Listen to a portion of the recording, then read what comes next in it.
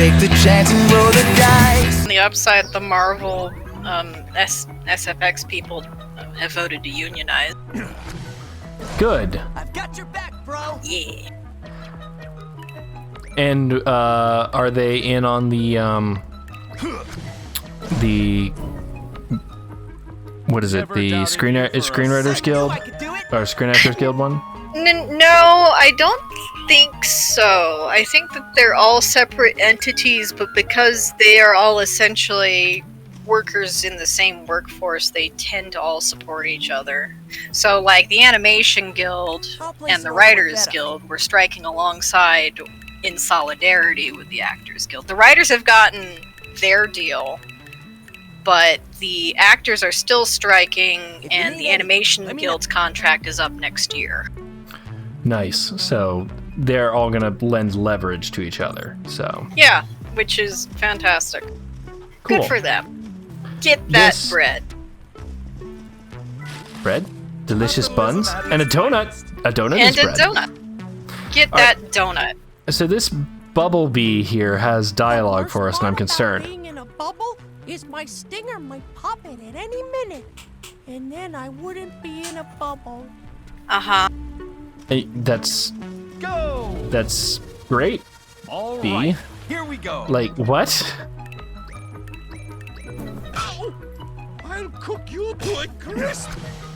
I think we are getting high enough level that we're soon gonna just auto-complete the fights because the Baker just did 18 damage to that bee. Now, I'm gonna argue that I would also at least do 18 damage to a bee.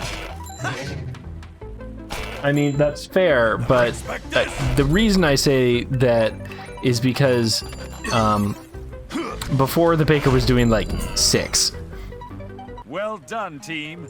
When we first came in here. Meat! Oh, imagine being so pathetic you only do 6 damage to a bee. Have you seen that Simpsons where Moe's trying to teach Homer how to box? I'm sure I have, but I do not remember it off the top of my head. And he's holding, I don't think it's a sandbag, but it's something similar, like he's holding it for Homer to punch to, like, see how hard he can hit. And, like, a fly lands on it, and he punches the fly, and the fly flies away. Wow, whatever that smell is, wasn't me. Huh? Because that's how weak his punch was. He had the weakest punch. I don't usually touch. Would you like me to regale you with any other Simpsons episodes? Every Simpsons episode. Why don't you tell me about the time that Moe ran a workshop for breakdancing? Speaking of which, who wants to go inspect it? Oh, I've seen some really bad memes based on that. I'll do a little we haven't had the weekly meme report in a while. Why don't you report on some Simpsons meme? Well, okay, so like the weekly meme report actually has nothing to do with The Simpsons. The weekly meme report is Twitter, or whatever you want to call it now, has several competing websites now that are like trying to be it but not it. Yeah. And the one that is in beta and invite only is called Blue Sky. Okay. And Blue Sky is mostly working. Every time there's a surge in invites that go out that strangely correspond with every time Elon says something stupid. It slows down a bit and occasionally crashes. Yeah. And it's missing a lot of features. One of which is GIFs and videos. Like you can only upload JPEGs there. And somebody came up with the brilliant idea of you know that Star Trek episode where Picard is stranded on an alien planet with an alien that the translator is translating directly what he's saying, but it doesn't make any sense. Oh yeah, yes, I know which one you're talking about because the Darmok and Jalad at Tanagra. Yes, because they've made him the chief of security, or not, I guess the head of security? Either way, there is a character on Star Trek Lower Decks that is that race, and he speaks in that same Oh yeah, okay, so yeah, like it's an entire species that speaks in metaphor, and you have to understand the metaphor in order to communicate with them. Right. So what somebody on Blue Sky suggested is like, well, since we can't post GIFs or videos anymore, we're just gonna have to speak to each other in metaphors. So if you want to post a meme, you just have to write a sentence saying what it is, as if you were a member of that species. That's amazing, and I love it. And people in the comments were going for it. So, like, the top comment was, like, Leonardo DiCaprio pointing at a picture of himself. Okay, I do like that. God, I wish I could remember some of the phrases, because some of the phrases are a little fantastic.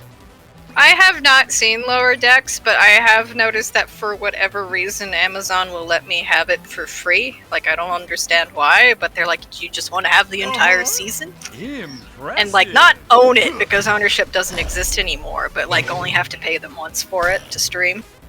Yeah. Without having to get Paramount Plus. I mean, that's fair, but And you should watch it. It's good. Like, I have heard from many people that both Lower Decks and Strange New Worlds are very good, and I haven't gotten to either. I can say that both Lower Decks and Strange New Worlds are quite good. I cannot speak for Discovery. I've never seen it, but I'm currently working through Discovery. I'm on like season 4 now. Okay. What I would say about Discovery is it sort of has the same problem that like every other Star Trek has, which is the first season is they're still trying to figure out what the show actually is. So it's really not that strong, but the second season and third were pretty good. That's good. Because I don't know. I still need to watch the third season of Picard, but I did enjoy. I did enjoy season 1. Had that same thing. It struggled while they tried to figure out what exactly it was. Alright, I have not seen season 2 of Picard. I have heard it is much better. But if you want to watch season 1 of Picard, I would say just go watch Battlestar Galactica again. Really? That's how you feel about it? That is how I feel about it. I mean, they are trying so hard to explore the same things, and they don't do it nearly as well. Minus that season of Battlestar that happened during the last writer's strike. That was a weird one. Well Yeah, but the rest of it. I knew I could do it. That's completely fair. I mean, Battlestar Galactica is really what I wanted Star Trek Voyager to be. Like, that was the promise of Star Trek Voyager, was this, like, oh, they're out on space and are out on the edge of known space, and they're going to be doing a whole bunch of stuff, and they're all alone, and they never really did anything with it. Going forward, one of you needs to stand watch. The first season of Star Trek Voyager is like everybody and their mother is trying to seduce Harry Kim for nefarious purposes. I mean, yes. That's every episode. Eternal Ensign Kim. Oh, we stumbled on the plot here. Well, oh, that's a shame. Now everyone's gonna be upset because I have no idea what's going on. I mean, that's what they count on from you, Shannon, is that you don't know what's going on. So it's all good. I'm you're here to distract you. Yeah, you're sticking to form. But yeah, like there were 2 episodes that of Voyager that Mr. Vice President, what's on your mind, sir? kind That of sounds right up my. I need to get some pictures of. you already did that one and the Wow. shipping. Those stories sound a little... Trust me, I need to switch my. Okay. Anyways, it was the Year of Hell 2-parter, I think. Was With the the one dad from that 70s show. Yeah, but that was the one that showed off what they could have done and what they could have been. But apparently they didn't. That was supposed to be an entire season. Like that. That would have been I'm not necessarily opposed to the idea, but that would have been a really miserable slog, like just emotionally.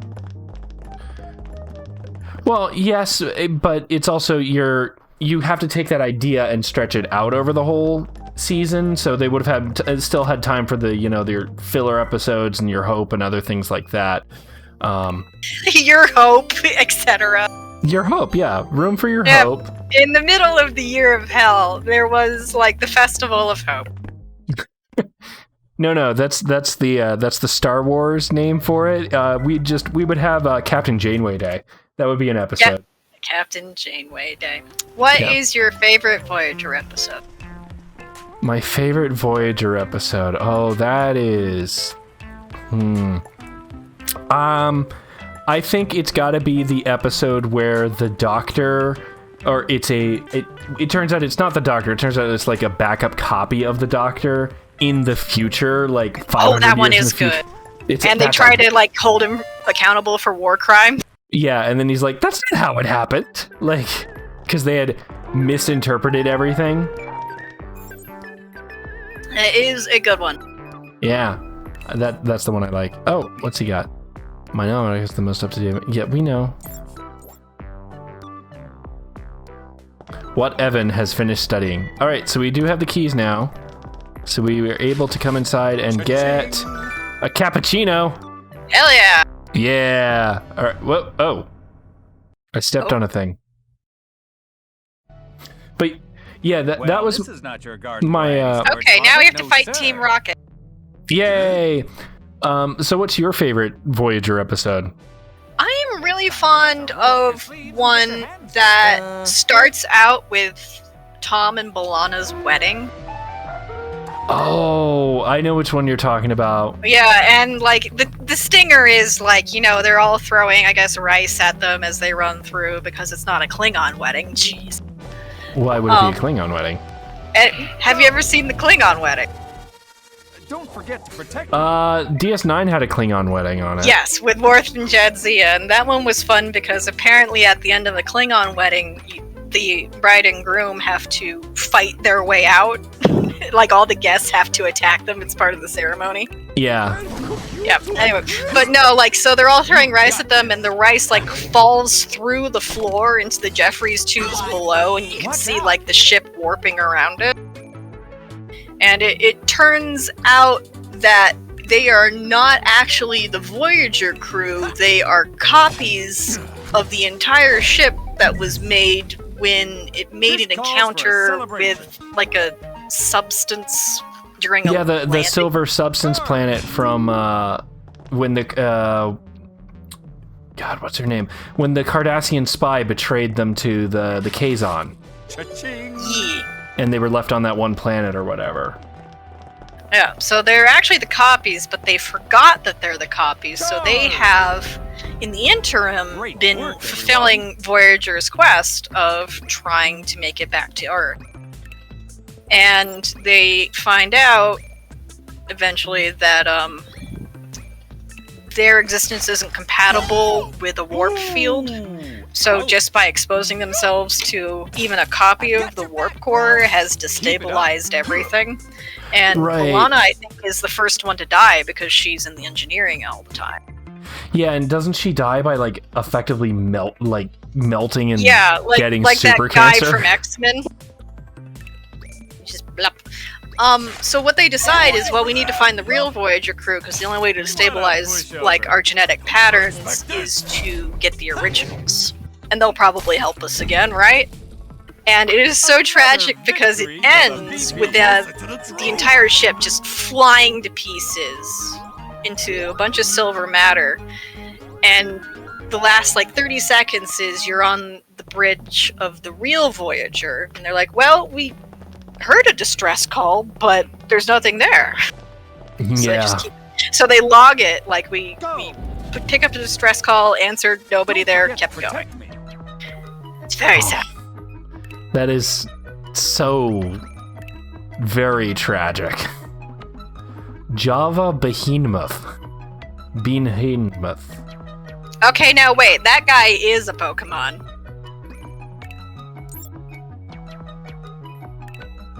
Just I'm straight gonna up. look it up.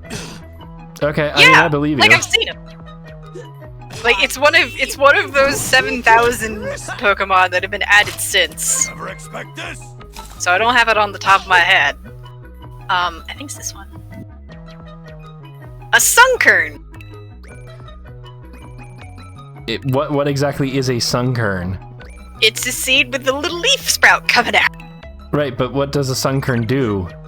Oh, okay. I'm glad you asked. Well, let's look at. Oh, geez, they can grow. Oh, okay. Well, they evolve before your eyes. Hey, look out! How'd that feel? I think we're in trouble. So Oh, what happens when we die? I don't know, and I guess we're gonna kind of. Do our constituents hold us accountable for taking these innocent people out to their deaths? Oh please, this is politics. We're never gonna be held accountable. Oh, topical. Oh no. Well, we're down Berliner. It'll be okay. Like I'll never die. I lose my head in the starry skies.